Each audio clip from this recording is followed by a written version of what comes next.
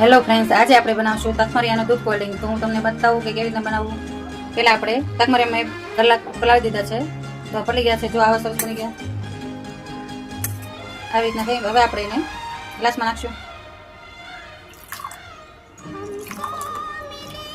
હવે એની અંદર આપણે નાખશું દૂધ.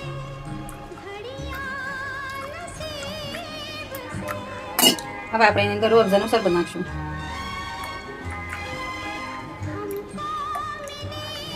હવે આપણે નાખશું થોડુંક બરફ.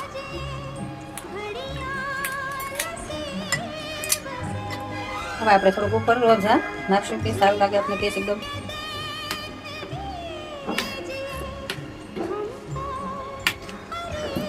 અને આપણે એની પર થોડોક ડૂટી ફૂટી અને બદામ નાખીને ગાર્નિશ કરશું.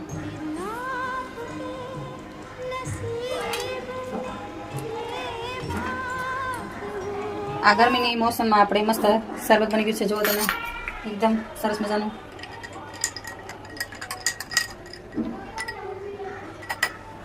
જુઓ તમે, એકદમ સરસ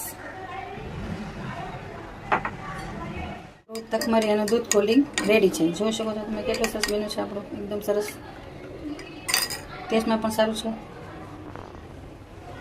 તો ચાલો આપણે હવે ટેસ્ટ કરીએ કે આપણું દૂધ કોલ્ડ કેવું સરસ બન્યું છે. તો જો